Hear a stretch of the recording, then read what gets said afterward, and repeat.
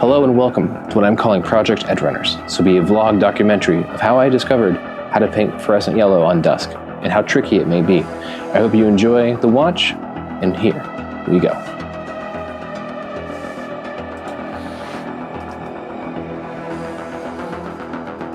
Hey everyone, Icing here, and welcome to Project Edgerunners. As you saw with this silly little intro, this will be part one of me going through the process of painting my dusk. In today's video, we'll be going over how I got ready for ATC, some of the troubles I had with the yellow and just the overall paint scheme, and how we got from gray to table ready. So first, I want to talk about some of the inspiration I had from this series. If you didn't get the guess from the name, Project Edgerunners, Cyberpunk Edgerunners was a huge theme. And with the intro, Cyberpunk is a fantastic universe. It's something I really enjoyed the theme of. I really wanted to pull that into Warmachine somehow. And right here is Hazaroth, but in my mind, this is David from Cyberpunk Edgerunner. If you're unfamiliar with the series, this is what he looks like. And this is Hazaroth. This is where he's at right now. We'll play some B-roll footage as I'm talking. And he is supposed to be David. And I'll tell some of the other plans. We have Cyrafel, who will be Lucy, and Rebecca, who will be Helith. And yeah, that's how we got to this step of getting these super cool minis all readied up and super colorful. And the theme of the bases came from some cool art I saw. It had like a really dark blue terrain, and like the chalky, like lighter blue is the dry brush, which is what I did. And it had this really just cool backdrop, and I was like, that's the bases I want. And it'll go really well with the yellow, so fluorescent yellow and other fluorescent paints adjacent. These are from Pro Acryl. Any brand works. If you've watched my videos, I've used these before. The purple from Cador, the green from Signar, the red and orange from Crix, and the 4 from Dusk that I've used for base coating. I've learned this stuff flows through an airbrush like crazy. It's super fast. It goes through super quick. I don't even thin it that much. It's a 2-to-1 of paint to flow improver. Sometimes a 3-to-1 of paint to flow improver with a little bit of water. It just depends on how much actually came out, and because I just mixed in the cup on the fly. And none of my other settings changed. My nozzles was all set the same depth. The PSI was all set to the same, and they just kept going through. And I'm painting this army, and I'm like, I'm going through so much paint. Because I would like take the bottle and I would squeeze like a crap ton of paint, put a little bit of flow improver in there, and that was it. And I was like, and then like 3 models later, I'd be like adding more paint. And it was super confusing to work with. But as I learned the process of this paint and how it acted, I got better at it. And as you'll see here, this is Hazaroth now. Painted him not even a week ago. I looked up because he was supposed to be there, but he's actually back there. Not even a week ago. And over here, we have a model from my initial yellow batch. You can tell they're a little different. And it's because I learned that painting with fluorescent paints and other transparent paint is just like contrast. You need a strong foundation if you're going to want bright colors. And it's one of those things you learn and you move on.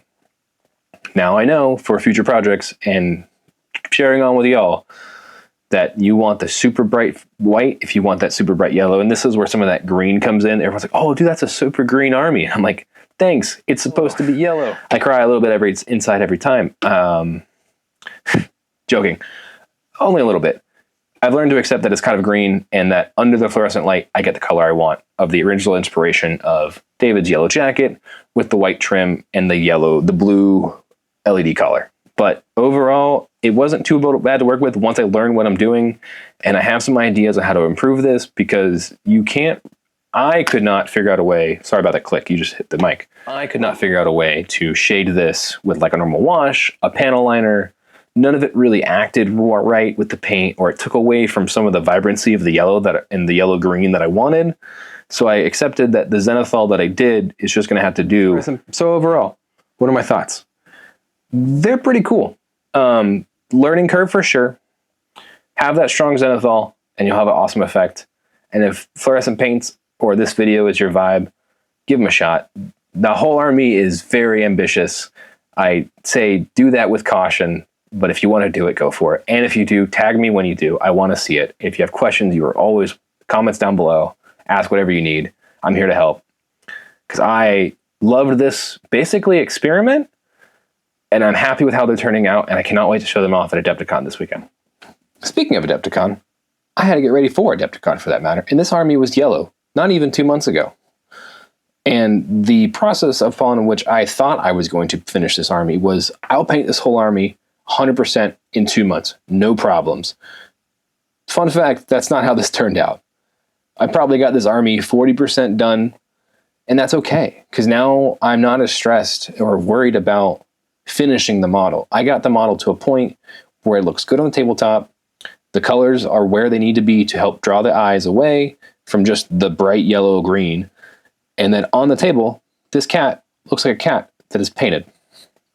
And now, after Adepticon, I can go back and add the details and the shading and the amount of effort I want to put in these models, because these models are beautiful. Like, I love the cats. They're awesome. They're beautiful models, but there's so much little things. They have little toe bean. Like, look, you can see his little paws. They're adorable.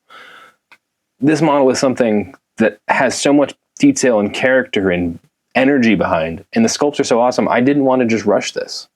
And that was something I really wanted to not skip just because I needed to get ready for Adepticon. So you can paint models in stages and just do the base coats, block them in, and they're table ready. And then when you're ready, go through and add the detail, add the coverage, and add the shading you want. And I had to get ready for Adepticon. That was 2 100-point lists. That's 100 points a month. That is a lot of models. And let me tell you, that is hard to do with one person. I definitely had some help. I reached out to some of my community members and some friends I had in the East Coast, and they was like, hey, I need some help painting. And some of them got back to me, and some of them were able to help. Most importantly, as some of you have seen, the Monster Can Blimp. Look at this thing. This thing is crazy. Who would have thought to put a Monster Can on a Blimp? Wait, I did. That was my silly idea. But Joe from the Atlanteans was a legend and was able to help me out and see my vision and my dream come to truth. If you're at Adepticon and you want to see this thing, you just got to ask me. I'll bring it out. This thing is awesome. I love the teal and the pink to match the energy can. This is awesome. I have a caffeine problem, and this just helps me live that out. And look at this thing. Look at this. This is insane.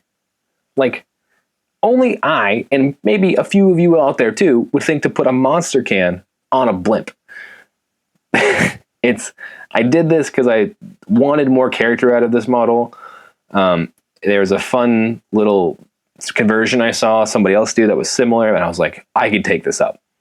So I did the monster can because I love caffeine. Who doesn't? And this is the colors of this can, the teal and the pink and like the Miami Vice, almost cyberpunky vibes fit really well with my army and how I painted my Mage Hunter Commander. So I wanted this to match that in a way, and that's kind of been a theme of I've been doing with my mini crates, is they're with my Dusk, but they're just a different palette. Not because I want them to be seen more or anything. I just like the color variants, and in my head, painting different colored models helps me get through a project faster. It's like how my Mage Hunter Commanders and all the cadre are like very earthy fall tones, and they stick out more. And it also, in that case, does make it easier for your opponent to view like, hey, this is a Mage Hunter Commander. When they die, this thing happens. Now you know who not to kill or to kill to trigger said effect. So yeah, I'm Adepticon ready. Am I done? No. But are they ready for the tabletop? And do they look great still? Yes. And that's something I can be proud of. It has taken 2 months to get here, and I barely made it, but I did. I'm happy with my progress, and I'm happy to see where the next steps of this army go. I've made a Excel spreadsheet that I will pop up here for you to see. On this sheet, I wrote down every paint I used, what step models are on, what steps models need more on. Like, I may have painted the white on the cats, but I may have missed a panel on like their feet. And I discovered I wanted to add that when I got back because I didn't have enough of the white, the secondary armor color on it. And that's all, and that's what the little comments are for, and the highlighted is, so when I get back, I can hit the ground running after a little break, but I can hit the ground running and pick up where I left off and not have to be lost in the sauce trying to figure out, oh, what step was this guy on? Was it this who needed the extra like shade here? No, it's like I have it all written down in a way that is organized for me, and then I know I can get through it. I want to thank you all for watching Project Edge Runners Part 1. This is definitely a new format for me, and I have a learning curve for sure to do this new narrative style format of videos. I hope you enjoyed it. I hope it was informative, and I hope you had fun along the way. If there's anything you have questions about, anything you want to give me feedback on, or just anything dumb you have on your mind, drop a comment down below. Let me know. Happy to talk. This is definitely a fun breath of fresh air of getting to a new stage of this army. This army's been yellow for months, and I'm happy to have it at like a tabletop ready, bring to a convention, show off to everybody, and more importantly, bring my UV light and do silly things with, because this is what the army is for. As you can kind of see on camera, let's get it to focus, not on my face. Yeah, there we go. That's what this is all here for. Thank you all for watching. Be sure to like, share, and subscribe if you like this kind of content. I will be, if you see me at Adepticon and you want to say hi, come say hi. I have giveaways for little tokens and proxies for everybody who finds me there. If you're watching this video after Adepticon, I hope I get to see you at another convention. Anyways, hope you guys have a wonderful weekend. Be safe, and if you're traveling to Adepticon when you're watching this, safe travels. I'll see y'all there. See ya.